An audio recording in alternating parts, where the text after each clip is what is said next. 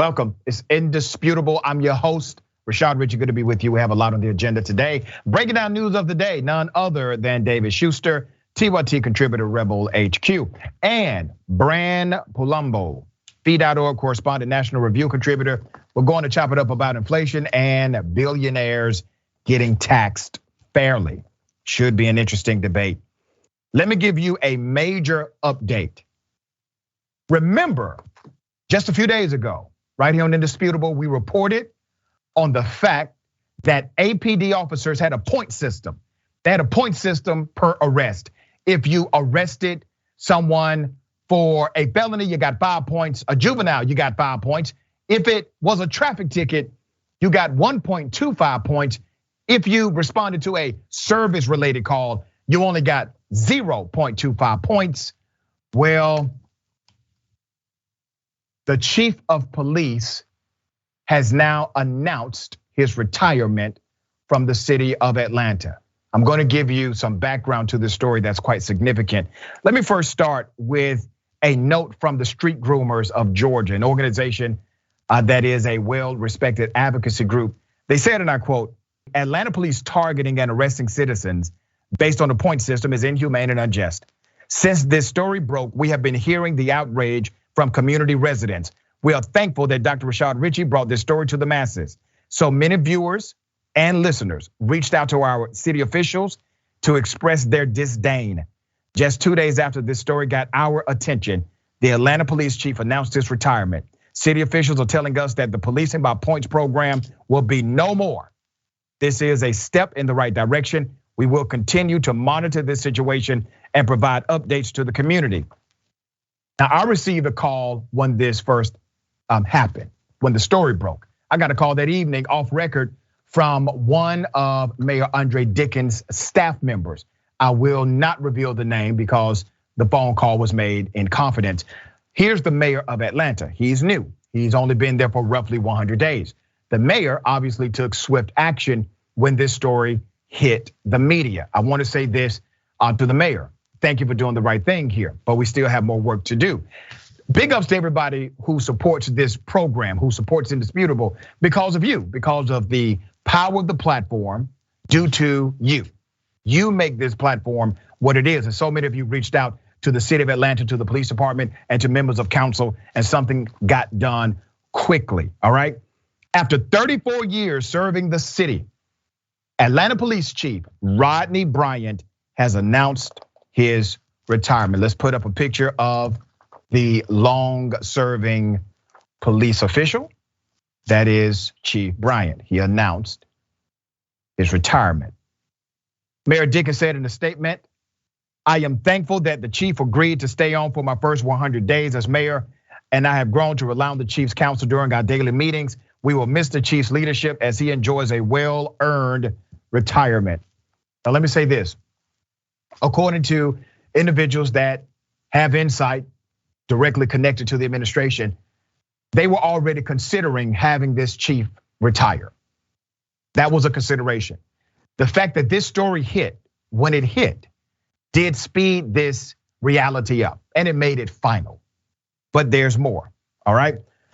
Former police officer who would only talk to CBS 46 Investigates, which is the local Atlanta affiliate, said officers are awarded credits for points based on their actions each shift. Now, I want to remind everyone, they are required to get 8 points per shift. 8 points per shift. So if you lock up one juvenile and write 2 traffic tickets, you meet your quota. The deputy chief, city of Atlanta deputy chief, came out and initially defended this program, saying that it was a way to track the progress and to make cops accountable to the taxpayer dollar. Well, that doesn't make sense because really you can arrest one juvenile, right? And write 2 tickets, and then you cannot work for the rest of the day as long as you got your 8 points. That seems adversarial to a work evaluation procedure or measure, right? There's more. The cop who went on record said, and I quote, "For example, writing a ticket earns APD officers 1.5 points, while a felony or a juvenile arrest is worth 5 points. Meanwhile, calls for service. What is a call for service? De-escalation, talking somebody off of a bridge from committing suicide. Get your cat out the tree, calls for service, which include 911 calls, are only worth 0.25 points. Only 0.25 points. You would have to do damn near 30 community service calls to make your 8 points, which means when the 911 dispatcher says, we have a community call and they give the address, do you know how many police officers respond to it? Not many. And by the time they do, maybe 2-3 hours later. Why? Because they are not incentivized in this program. There's more. The cop who went on record said, and I quote, I'm not going to lie. If I think the person has the finances to pay for it, I will stack those tickets, the former APD officer said. This officer was with the department for 20 years. I found out more information. This thing goes back to 2003. 2003. Milwaukee police said they've never done it. Baltimore police went on record and said they haven't done this. So many police agencies across the country contacted by me and other news outlets said this is not a program we have ever done. There's more. Does this system encourage officers to do police work that earns them more points? Polanski asked, that is the investigative reporter. The cop responded, oh yeah, absolutely, because I might decide to sit somewhere in the cut and wait for somebody to glide through stop signs, especially a stop sign that I know people are definitely going to miss. I will sit there for my points, the former officer told the reporter. There was another officer who sent a message directly and had this to say. I was an Atlanta police officer assigned to Zone 1 and oversaw juvenile crimes.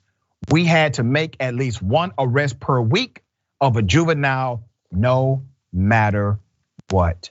Another APD officer called my radio show today, the Rashad Richey Morning Show. He said, and I quote, not only did APD command staff punish us for not obtaining the 8 points per shift, they would take away our days off.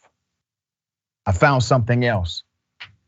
I found a story on WSB TV News in 2013. 2013, attorneys representing a woman who was suing the Atlanta police in 2013 over mistaken identity say they uncovered evidence of a dangerous quota system. The attorneys got wind of a quota system. They uncovered the evidence in 2013. My sources tell me this traces all the way back to 2003. They got caught in 2013. What happened? One of the three officers who said there was an arrest quota system. You had a whistleblower. He said there was an arrest quota system, was fired over allegations that he was not truthful. Not over failure to meet quotas. The office provided a recent sworn statement from the officer suggesting officers were even encouraged to exceed quotas with the promise of pizza and movies at headquarters on occasion. So what were the penalties? According to multiple police officers, the penalties were this. You got assignments that were not desirable. You could not take your days off.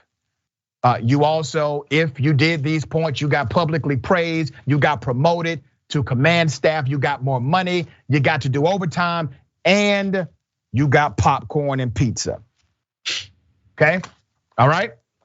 Since 2003, this has been happening, according to multiple cops who went on record with me today.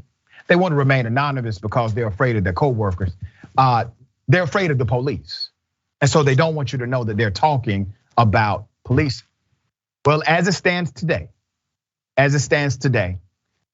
according to street groomers and multiple officials that have spoken out about this policing by point system will be no more. David, thoughts? First of all, congratulations, and obviously we got to wait and make sure that they actually follow through. That's right. But congratulations to you, Dr. Richey, on exposing this. This is, I mean, look, this is the policing by quota system is abhorrent, and I understand. I understand that when you have a job where police, I suppose, could be very lazy, or they could sleep on the job, or they could not be very efficient, or they could use their discretion in ways that are not productive. You want to incentivize them to actually catch the lawbreakers, to catch the bad guys, but also you want to incentivize them to help the community. community. And this quota system wasn't doing it. What they should have done years ago, they could have gone to some human resource expert and said, how do we do this? How do other police departments incentivize the right behavior that helps the community? And the fact that Atlanta hasn't been able to do this for so long is very shocking. But I'm relieved that the reporting on all of this is finally starting to change things. Very well said. And I spoke with one Atlanta police officer earlier this morning, and it was so fascinating. I said, why is it that other police departments don't do this, but Atlanta feels like they have to? And he said it's just antiquated. It's something that's a relic from the past that individuals have not reformed for today. He also added a personal situation that impacted him greatly. There was a woman, he called her a remarkable police officer. Within a 90-day period, she saved the life of 2 people. One of them made the news. She was able to successfully talk someone out of committing suicide. One was so high profile, it was on a bridge in Atlanta and it made the local news. That officer was fired because those types of interactions only awarded her 0.25 points. She saved a life twice within a span of 90 days. It took her all day, as you can imagine, to negotiate this person from killing themselves. So she goes back to the department, logs in her quota, her point system. She's at 0.25. Well, she ends up being fired that year for not making her point quota, according to this particular officer. And he said they've been telling command staff that this is egregious for a long time. Now it's up in the public.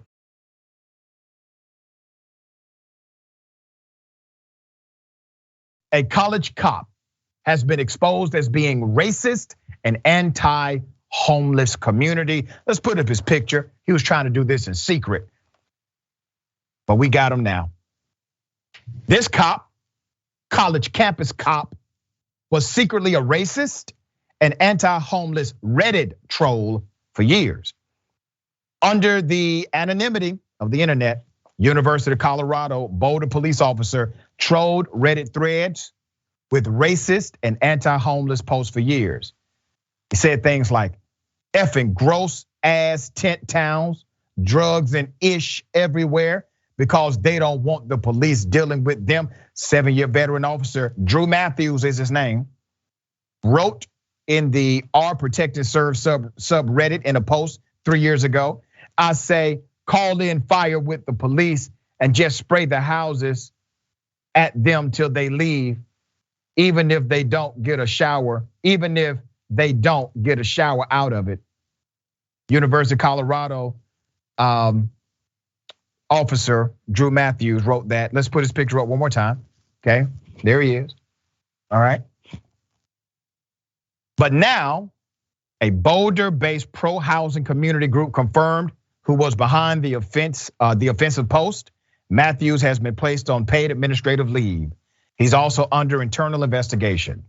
Paid administrative leave, all right? The post highlighted are offensive and reprehensible, according to the Colorado University Boulder Police Department. They said this in a statement early in the week. Department Chief Doreen Jokerst said the allegations against Matthews have been referred to the city's Office of Institutional Equity, Compliance, as well as the department's Professional Standards Unit.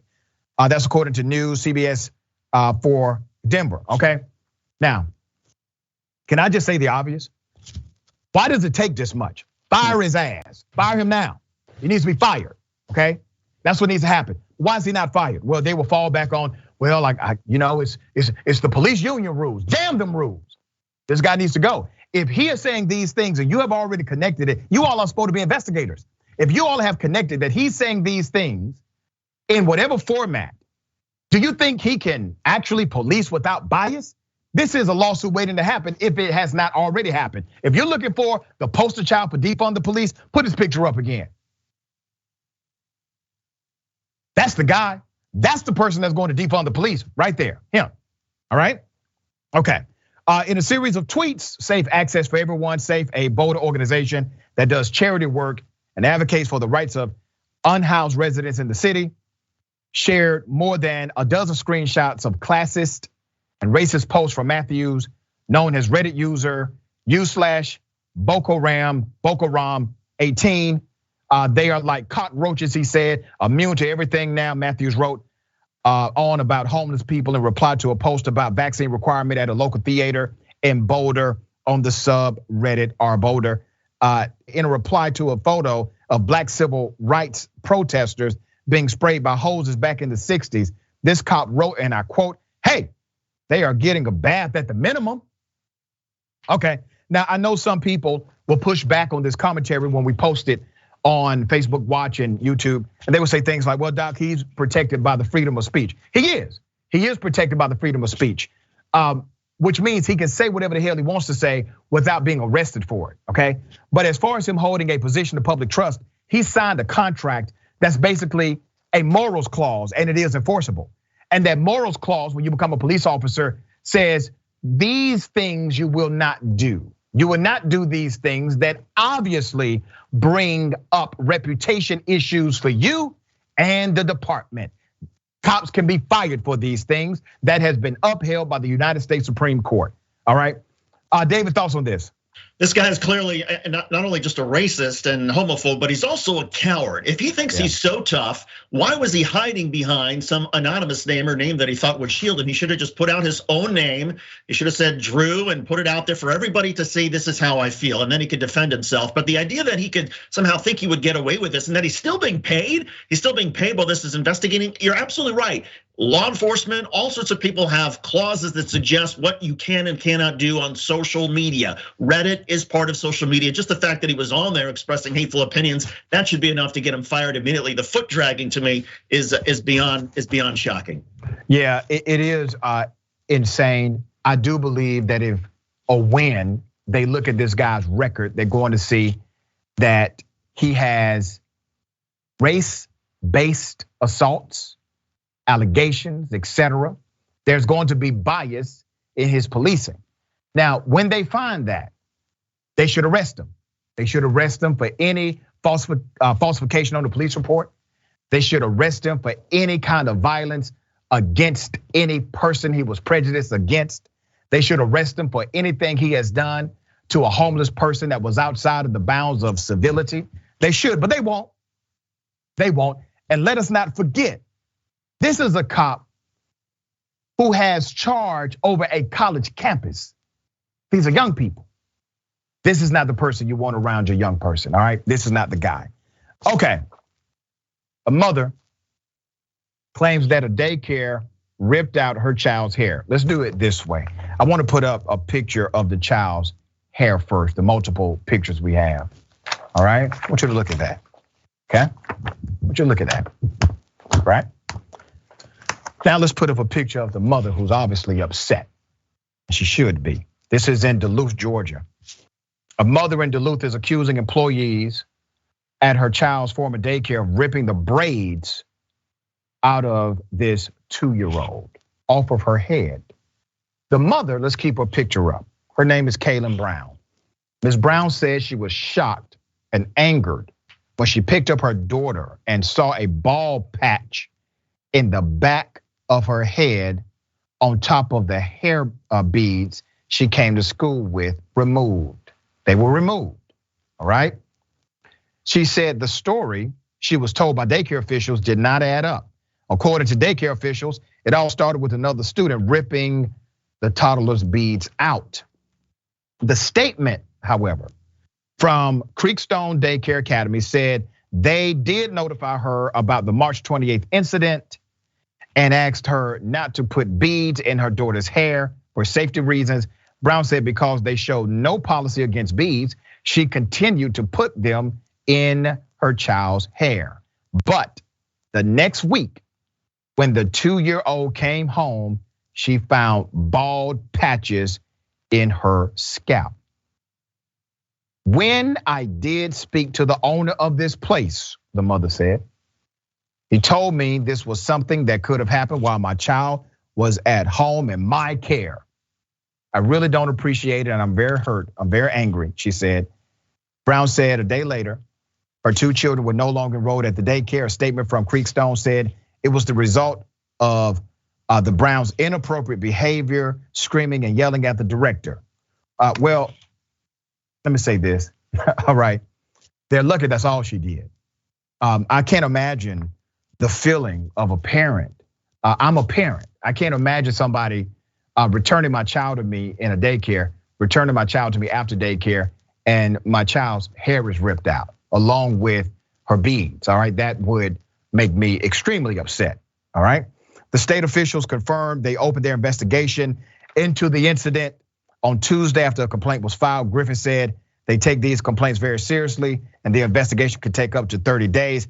The president of Creekstone Daycare Academy, her name is Yvette Drake. Yvette Drake, let's put up a picture. Buck stops with her. She's the person in charge of day-to-day management. We are expecting this to be a full and exhaustive and fair investigation to make sure we find out what happened to this child. I will say this. When a child has hair ripped out of their head, they cry. Okay, they cry. You mean to tell me that this happened by way of another child and nobody at the institution made a report, informed the parent, said, hey, we have a medical issue here, this is what happened? None of that took place. Doesn't add up to me either. All right, David, thoughts on this? Look, we had an incident a couple of years ago where our son, when he was in the equivalent of daycare, he came home and he had a perfectly round bite mark on his arm. And we were horrified. And so my wife and I, we went and spoke to the teacher. And the teachers were very understanding, they were very sympathetic, and they very gently said, you know, we think this is something that he was doing to himself. And we didn't see another student do it. And we were like, oh no, he would never do that to himself, because we're protective as parents. But it turns out that, yeah, he was biting himself. And the difference in all of this was that the teachers were empathetic. They were understanding. They knew that something had happened that wasn't appropriate. And they were trying to be very understanding to us as parents. And as a result, there was a conversation, there was a communication, it was all respectful, and we got the matter resolved. It sounds like in this case, there was such an adversarial nature of this daycare to the mother to begin with. And instead of appreciating how angry she was and how upset she was, they decided, well, we're just gonna meet fire with fire. No, that's not your job. Your job is to be empathetic and understanding. You're taking care of children. Yep. Listen, I can't tell you how many times as a professor, I've been in a position where there's a student has been wronged by the institution. Student gets in touch with me. Mom gets in touch with me, okay? Now, of course, when you're in college, you're an adult technically, but you're not, right? And I have been the advocate for the student and that family at the institution. Now, is it a risk? Of course there's a risk, but why else would you serve in the capacity of education or youth care or being a college professor if you don't give a damn about the college students more than you give a damn about offending an administrator? It's real simple for me. All right, we got more on the other side. It's indisputable, stick and stay.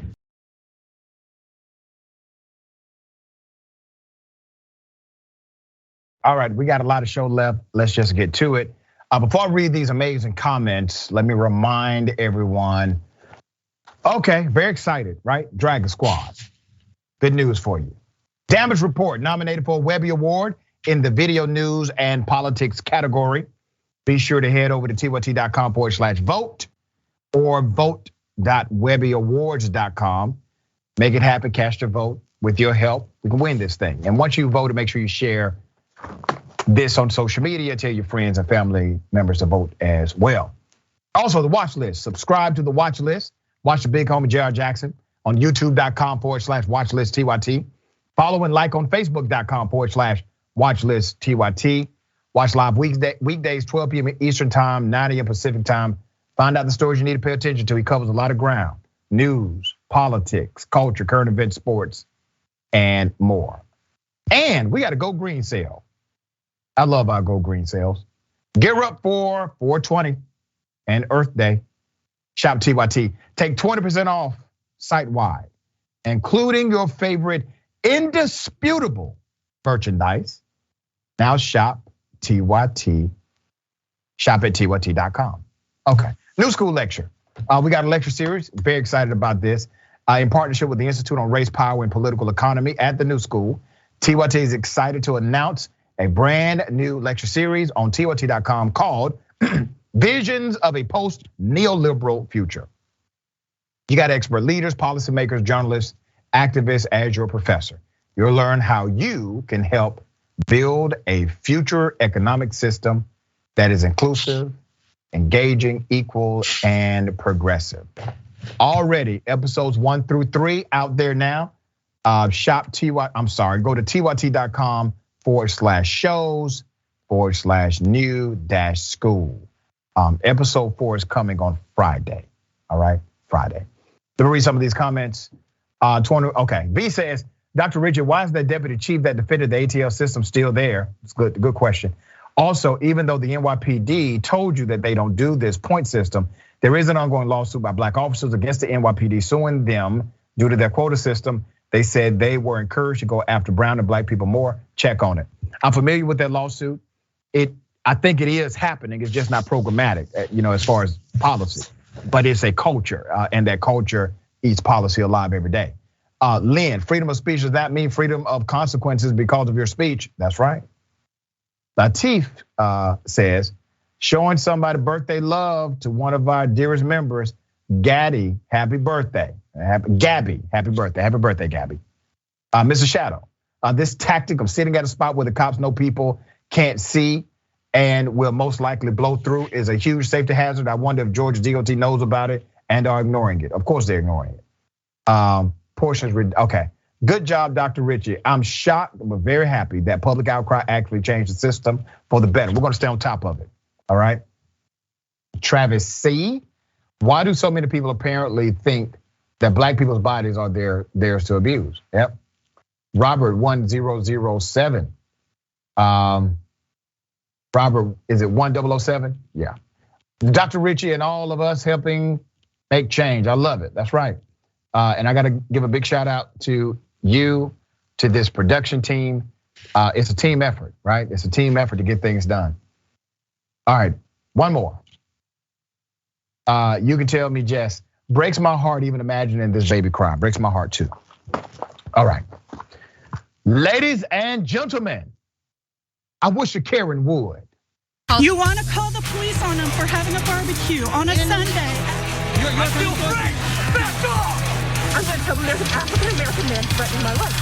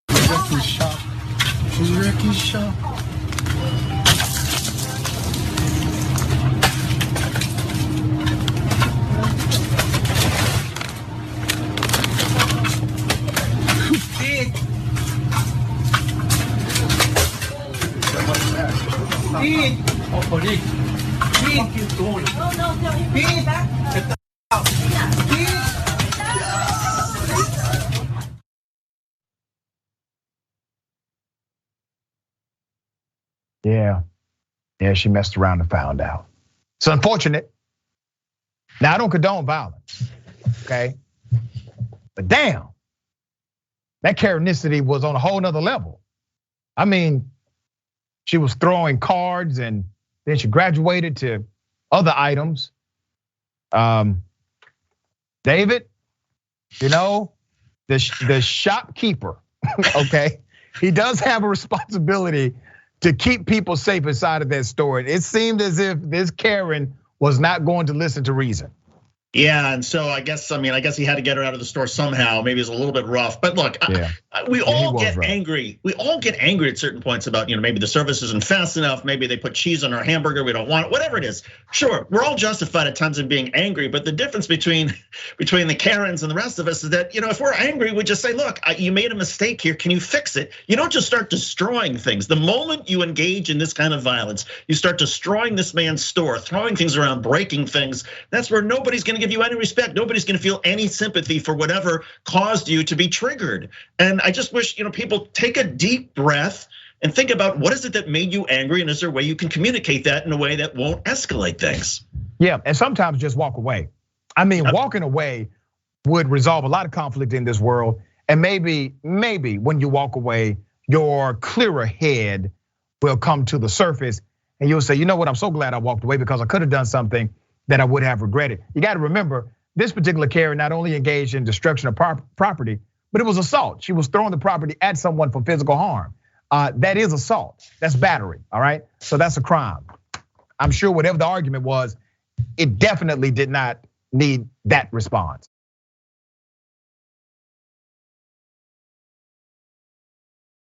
A police officer punches a protester at a Black Lives Matter protest.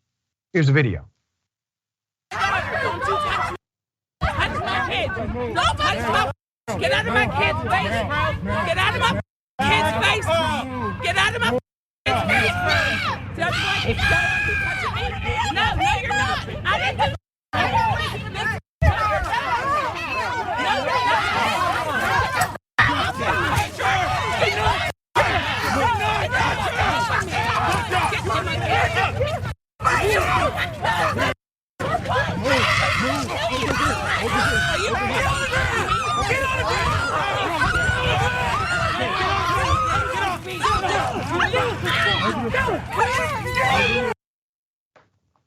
Let's put up this cop's picture.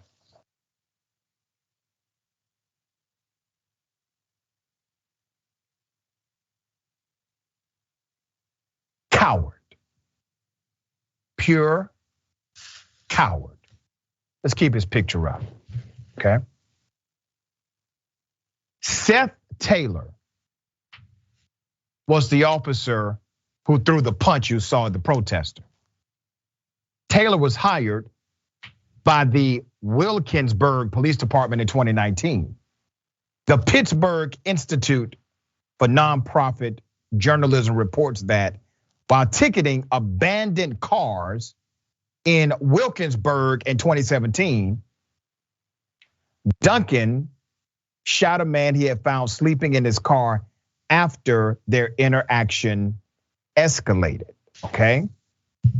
The protester who was struck was identified as Vuestro Merced and has been released from police custody according to a Twitter post, all right? Now I wanna say this.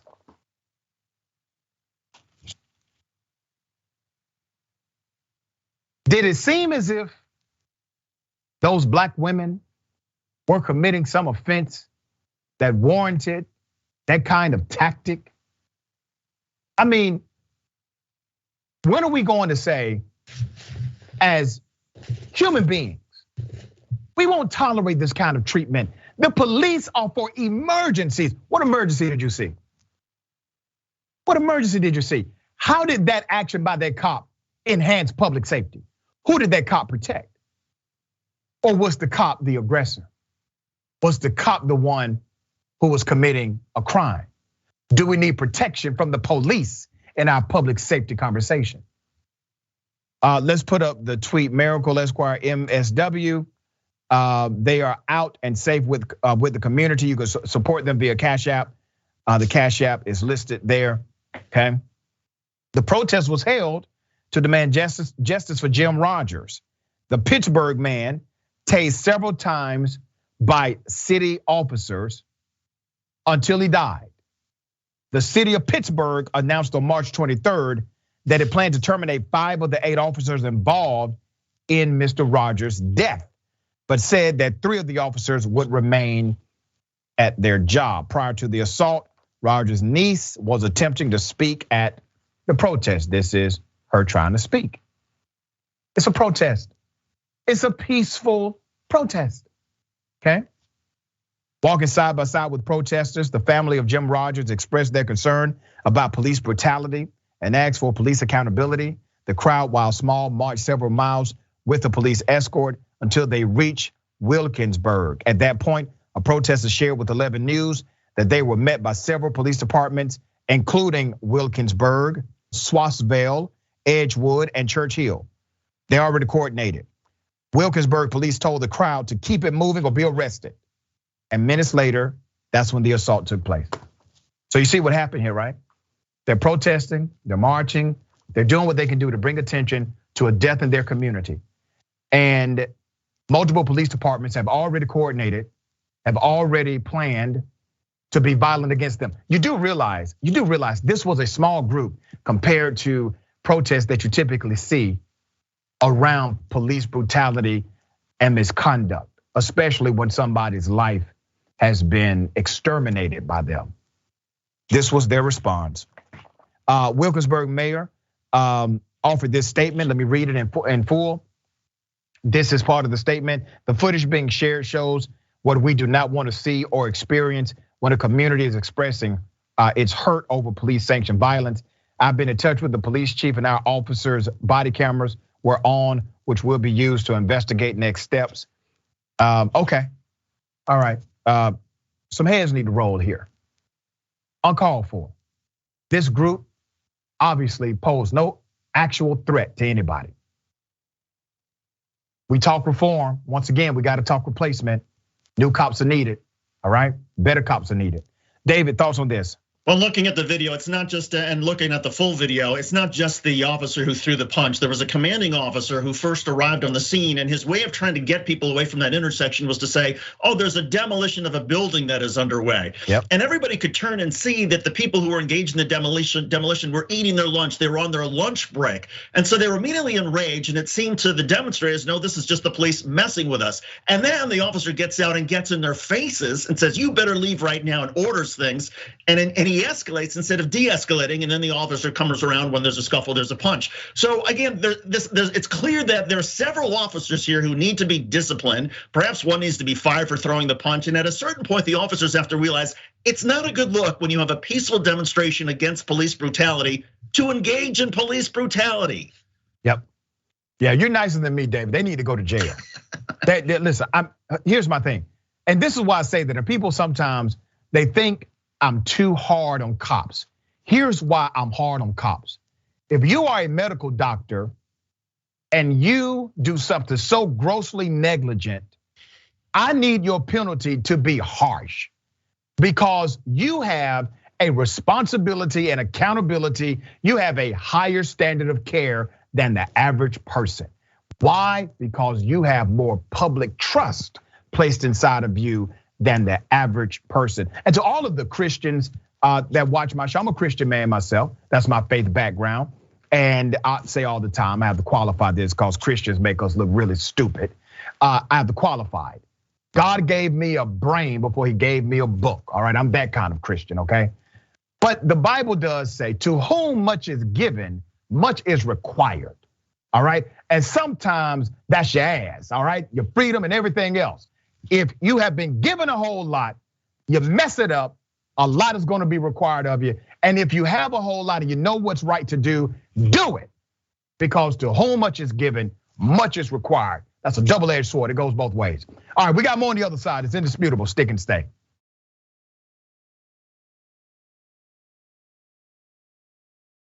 All right, welcome back. We got a lot of show left. Let me read some of these amazing comments and then we will continue. Okay, what we got? B said, did anyone else notice how the other people were filming that Karen like they were filming a wild thing on a safari? As Dr. Richey would say, fascinating. You are right. You are absolutely right. Yeah, good observation. Justin Warren, I'm sick of the system. I just want our country to look like the Scandinavian countries. At least I want rehabilitative justice, and for people caught up in the system to be reformed, not broken more. That's right. Very sad story. A young man going through a mental health crisis goes to jail. He then is killed by the police, okay? Let's put up the picture of the young man and the mom. All right, this story has a lot of twists and turns. A Wisconsin mother has filed a federal civil lawsuit against the local sheriff's department after her son died in police custody for a mental health crisis.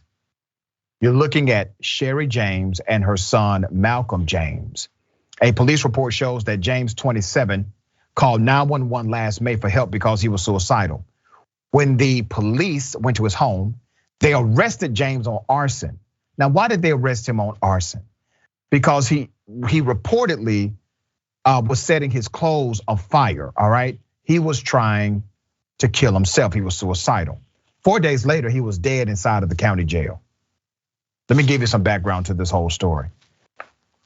Racine County authorities said James was on suicide watch and continuously smashed his head into a concrete wall and died during a medical event in the jail.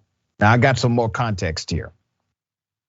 During the scuffle, when police were trying to restrain James, a muffled James told officers to get off of him and he could not breathe, okay? They were engaged in physical combat with Mr. James. At one point, Mr. James moved from side to side while he told officers to get off of him. Another officer joined the other in pressing down on his neck in response to his movement. A total of 7 others surrounded James while his neck was restrained for 3 minutes and 6 seconds. 2 of them tried to remove the taser prongs before they realized that he was unresponsive.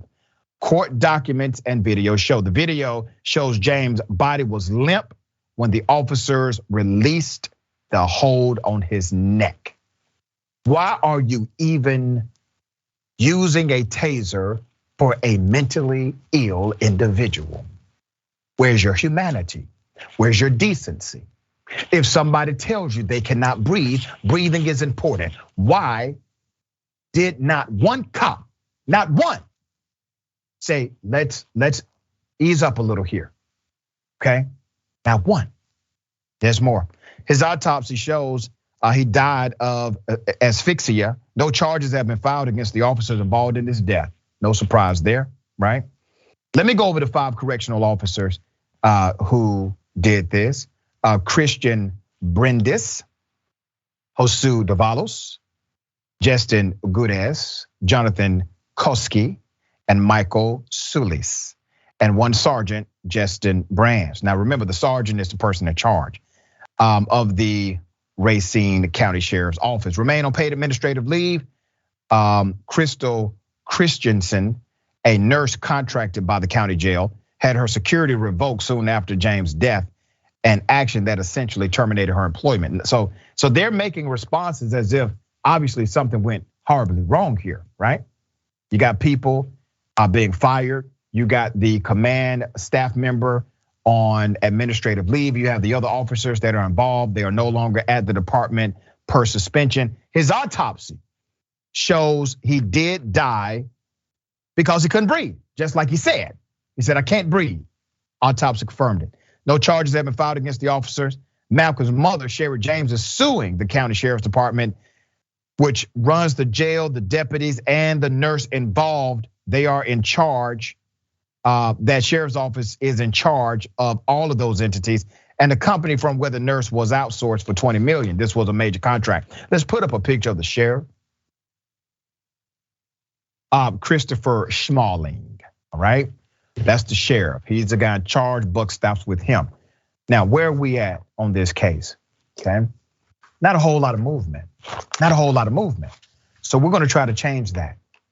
Remember, they've already arrested a man who tried to kill himself, who should be under a mental health provider rather than the county jail system. But if he's inside of the county jail system then has an actual responsibility to provide medical care, appropriate, proper medical care, even if it's healthcare, But once again, I'm sure the policy is right on paper. I'm sure on paper, they have this policy that says, when this happens, here's the protocol you have to follow. But do you think they followed the protocol? Of course, they did not follow the protocol. They did not follow the protocol and somebody is now dead. That is likely the reason why the contracted nurse was fired. That's likely the reason, because protocol did not or was not followed. But here's the other side. When you don't follow protocol and somebody dies, people have to be held accountable to that. There has to be a real penalty for that. And the only time that doesn't happen, David, is when you don't value the life that has been exterminated because of your lack of following the policy. Yeah, look, courage for Mrs. Cheryl James. I mean, I salute her courage and trying to hold everybody accountable in the system. And I've been to Wisconsin a fair number of times, and this is another case where the people of Wisconsin are a lot better than the police who represent them. Because I know most people in Wisconsin, in the Midwest for that matter, if they had heard of somebody who was suicidal, who was setting themselves on fire, cutting themselves, or whatever he was doing, they would drop what they're doing, go over and say, what can I do to help? Can I give you a hug? Can I help you? Can I escort you to some mental health?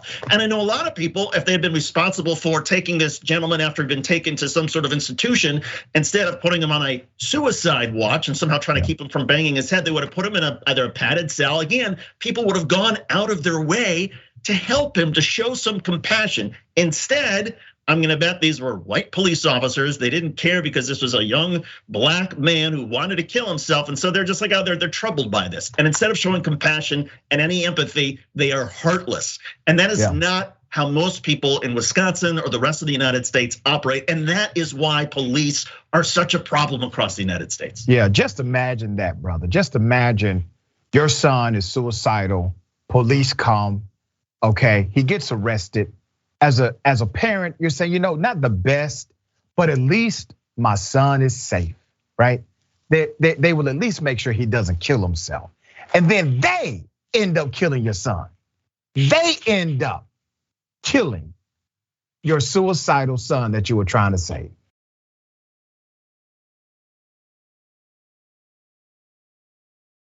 Don't know who this person is, trying to identify them. Maybe you can help. Here it is. Get off of my door. Get off of my door. Get off of my door. Get off of my door. Back up. Back up. Back up. Back up. Back up. Why you, because we black? That's you? What? Yeah. Because we black. Because you don't fit in the neighborhood, that's why. I mean, You see this. You see this. It's all like people, pretty much. So if I see somebody that's black. You say about black. Let me say. If you see somebody black, you're gonna question them. You're gonna question them, and you gonna open my door. Let me say this: if I was a crazy dude, if I was crazy, something would have happened to your old ass. No. You listen to me. I Listen got to a me. gun. If I was crazy, I'd shoot you. Oh, you would shoot me. Clearly, this person is related to Mitch McConnell. The insanity of this interaction shows the reality of America. Do you know how many people hold the sentiment of that bigoted white male? Many do. And if he had a gun on him, this probably would have ended horribly. But he did not have his gun, thankfully. David, thoughts? Look, we should be embracing the diversity, and I would be thrilled if more minorities moved into my neighborhood. And the idea that there might be somebody in this neighborhood would say, no, we don't want people who look different. You don't look like you belong here. That is an embarrassment. That is a shame to anybody who's civilized, who has an ounce of humanity.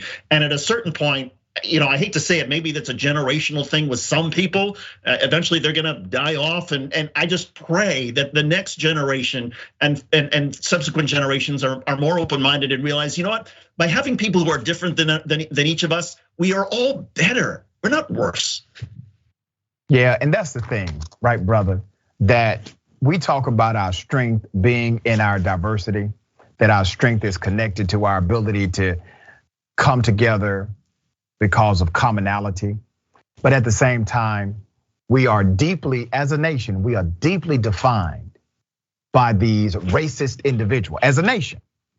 Yeah. And so the country is in a crossroad right now. There's a fork in the road. And I'm not sure exactly which direction this country is going to go in. But I can tell you this, brother. I'm going to fight tooth and nail with every bit of sweat, strength, and blood I have in me to make sure this country goes in the right direction. Not just for me and the current generation, but for my children and my children's children. They must inherit a better America than we have right now. All right, for my linear audience, that concludes the show. We're going to continue with our streaming audience. Hop on. Remember, take care of yourself, take care of each other, take care of the planet. Remember, the truth is always indisputable.